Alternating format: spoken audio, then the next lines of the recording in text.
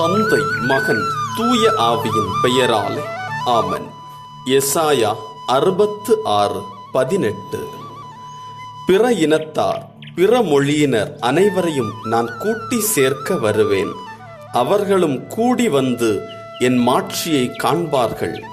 அன்பார்ந்தவர்களே, ஆண்டவர் யார் ஒருவரையும் விட்டுவிடாமல் எல்லோரையும் அரவணைக்கக்கூடிய கடவுளாக இருக்கிறார்.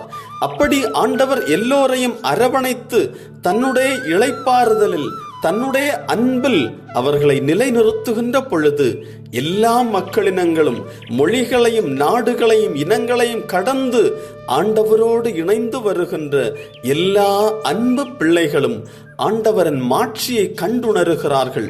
ஆண்டவரின் மாட்சி எவ்வளவு உயர்ந்தது, உன்னதமானது, ஆண்டவரின் மாட்சி ஒருவரை எவ்வாறு தன்பால் இழுக்கிறது என்பதனை ஆண்டவரை சுற்றி வருகின்ற ஆண்டவரின் அன்பு பிள்ளைகள் தங்களுடைய வாழ்விலே உணர்ந்து கொள்ளுகிறார்கள்.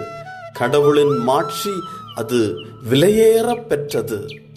எவ்வளவு பணம் கொடுத்தாலும் அது கிடைக்க முடியாத ஒன்று, வாங்கப்பெற முடியாத ஒன்று.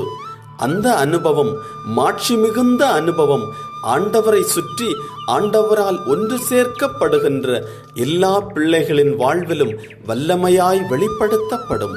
அந்த மாட்சியை நம்முடைய வாழ்வில் உணர்ந்து கொள்வதற்கு நம்மையே அர்ப்பணிப்போம். ஜெபம்.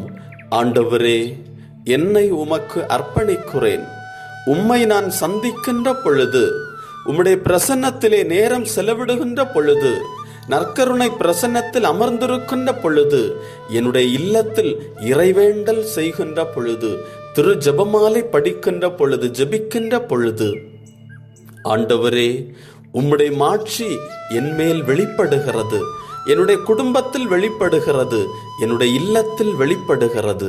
ஆண்டவரே, உம்முடைய மாட்சியின் உறுதிப்பாட்டினை, உம்முடைய மாட்சியின் ஆழத்தை, அர்த்தத்தை, வல்லமையை என்னுடைய வாழ்வில் ஒவ்வொரு முறையும் நான் எங்கே சென்றாலும், என்ன செய்தாலும், என்ன சொன்னாலும் அதில் உம்முடைய மாட்சி வெளிப்படுகின்ற விதத்திலே நீரே செயல்படுவீராக.